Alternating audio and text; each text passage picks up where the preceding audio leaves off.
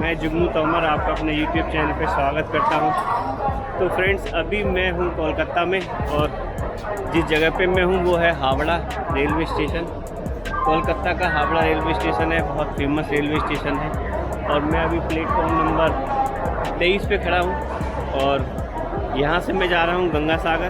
गंगा सागर जो है यहाँ से करीब 130 किलोमीटर है और वहाँ जाने के लिए काफ़ी चीज़ें बदलनी पड़ती हैं। बस भी लेनी पड़ेगी, फेरी है और उसके बाद में फेरी के बाद में आपको टैक्सी भी करनी पड़ेगी। उसके बाद हम गंगा सागर पहुँचेंगे।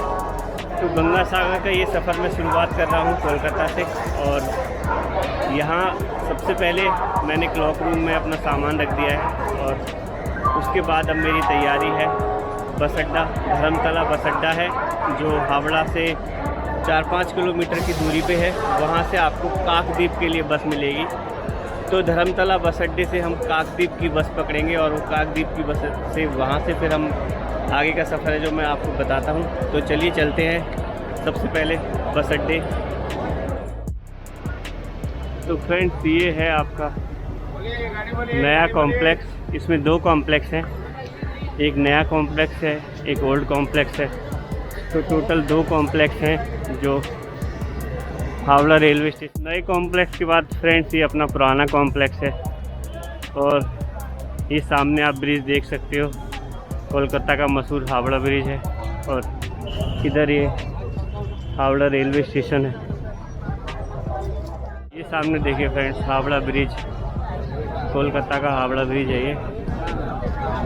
और यहाँ से हमें बस मिलेगी धर्मतला के लिए। तो पूछना पड़ेगा किसी से धर्मतला के लिए बस कहाँ से मिलेगी।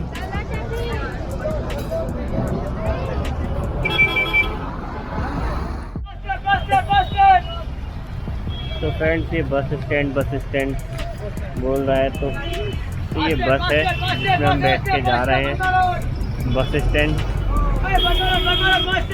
और ये येलो टैक्सी, कोलकाता की पहचान येलो टैक्सी। भाई लोगों, आपका ये होस्ट पहुंच गया है धर्मतला बस अड्डे। और यहाँ से हमें जो बस पकड़नी है वो है काकद्वीप की बस पकड़नी है। और वो करीब यहाँ से 100 किलोमीटर की दूरी पे है। तो चलिए पता करते हैं किसी से कहाँ मिलेगी।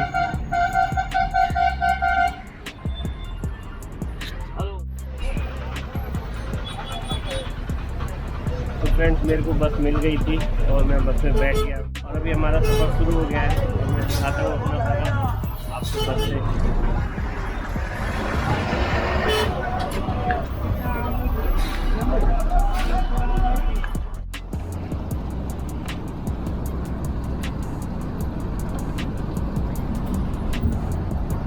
तो फ्रेंड्स, ये हम उतर गए हैं गंगा सागर के लिए बस में से।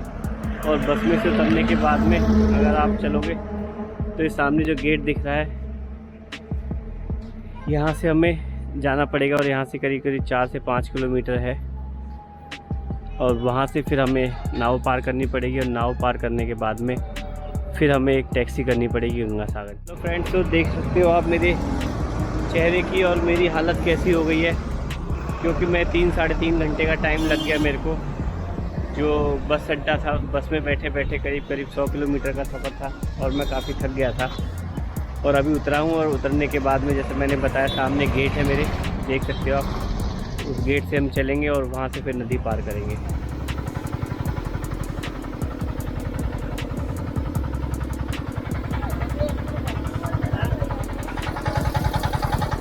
तो फ्रेंड्स, जैसे आप देख सकते हो हम बैठ गए हैं काफ़ी सारे लोग और इसमें बैठे हैं, आपने देख ही लिया होगा।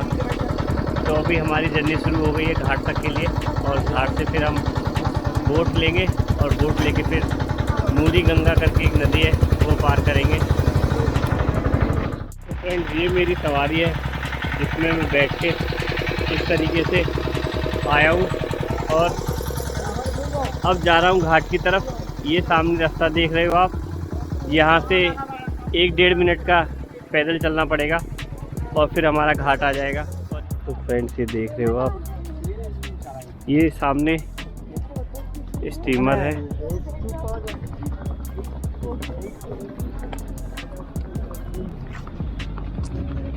बढ़िया है, तो काफ़ी बड़ी बड़ी नाव है, स्टीमर टाइप की। तो फ्रेंड्स यहाँ से इस टाइप की नाव चलती हैं और इस टाइप के स्टीमर भी चलते हैं।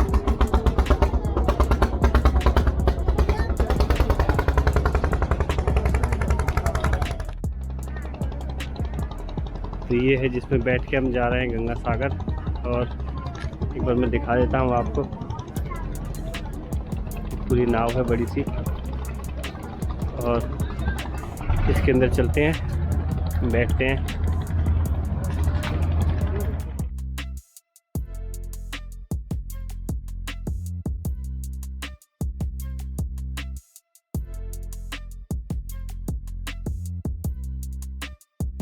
तो फ्रेंड्स मैं पहुंच गया हूं बाहर और ये देखिए आप, ये सारे लोग भी इस फेरी से निकल के आ रहे हैं जिसकी मैंने आपको विज़िट कराई। और अब यहाँ से ऑटो पकड़ेंगे और ये हमें ले जाएगा गंगा सागर तक।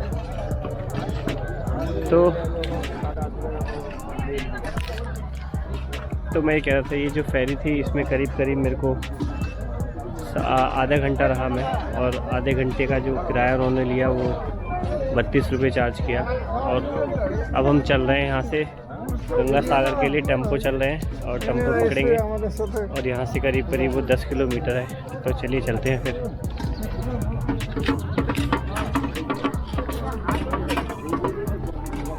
तो अभी मैं इस ऑटो में बैठ के आ चुका हूँ यहाँ पे गंगा सागर पे, और अब ये टुक टुक करना पड़ेगा कह रहे हैं, ये घुमा के लाएगा, नहला के लाएगा वापस इस पॉइंट तक।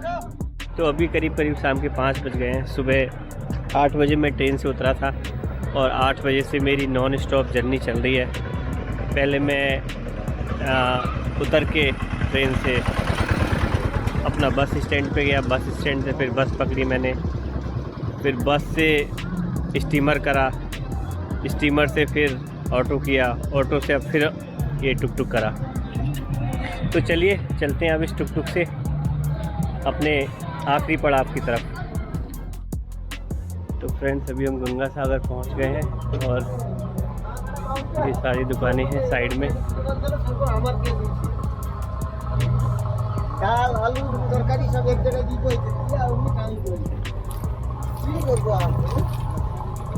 और ये हमारा गंगा सागर घाट है, यहाँ पे आप देख सकते हैं। अभी इस तरफ काम चल रहा है अभी, और उस तरफ देखोगे तो आप मेले की तैयारियां चल रही हैं, बड़े बड़े पिलर लगाए जा रहे हैं। तो 14 जनवरी को मकर संक्रांति है और मकर संक्रांति में गंगा सागर में बहुत बड़ा मेला होता है। यहाँ भी देखिए सारी मेले की तैयारियां हो रही हैं।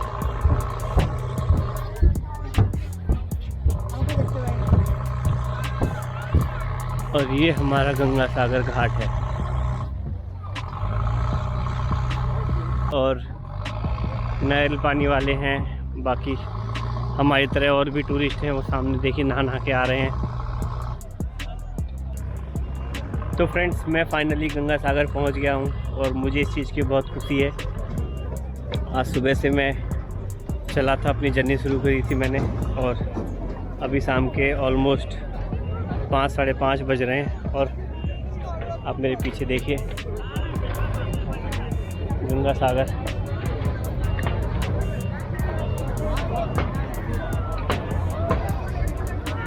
और ये देखिए फ्रेंड्स सनसेट, देखिए कितना प्यारा व्यू आ रहा है सनसेट का।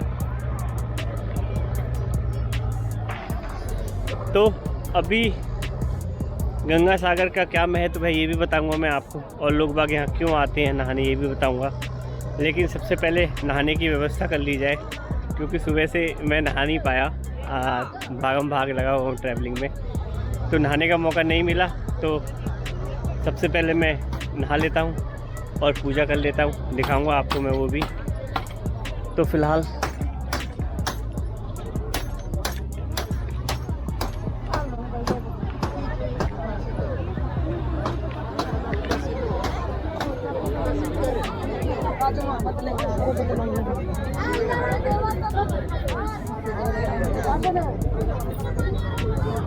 तो ये गंगा सागर है। तो फ्रेंड्स, जैसा कि इसके नाम में ही है गंगा सागर, तो इसमें गंगा और सागर दोनों का पानी है।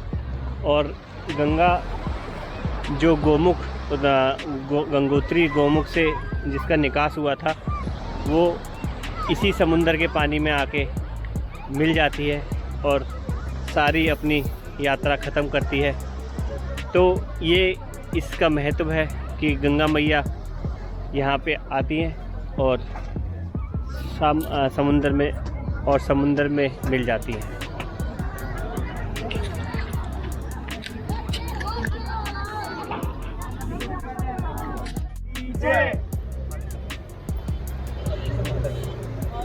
हरि ओम हरि ओम हरि ओम नमो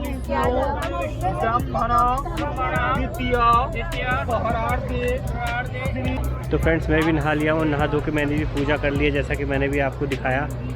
और इसके साथ ही मेरी एक कपिल मुनि का जो मंदिर है उसकी पूजा और बाकी है। अभी मैं जा रहा हूँ वहाँ पे कपिल मुनि के मंदिर में और वहाँ जाके पूजा करूँगा और उसके बाद मेरी गंगा सागर की यात्रा ख़त्म हो जाएगी।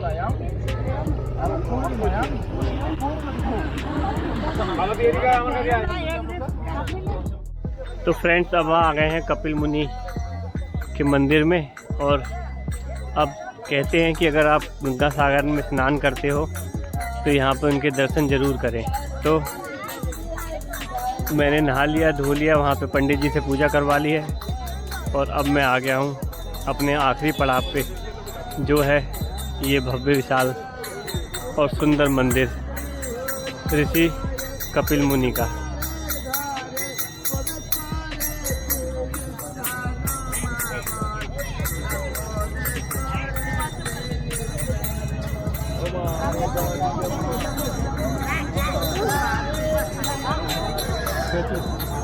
तो फ्रेंड्स, ये है ऋषि कपिल मुनि का आश्रम। और ऐसी मान्यता है कि अगर आप गंगा सागर में आए हो तो स्नान करने के बाद इनके दर्शन ज़रूर करने चाहिए। तो मेरी पूजा वहाँ पे हो गई थी। पूजा होने के बाद में अब मैं आया हूँ अपने आखिरी पड़ाव पे, जो है कपिल मुनि जी का आश्रम।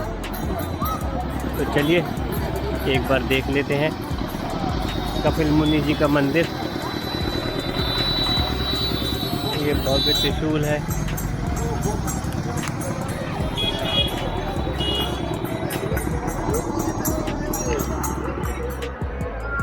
तो फ्रेंड्स, ये मंदिर है सामने। मैं अंदर होके आ गया हूँ और बाबा के दर्शन कर लिए हैं, प्रसाद खा लिया है। मेरा ये जो ब्लॉग है गंगा सागर का, इसको मैं यहीं पे ख़त्म कर रहा हूँ। अगर मेरे से कोई गलती हो गई हो तो माफ़ी चाहूँगा।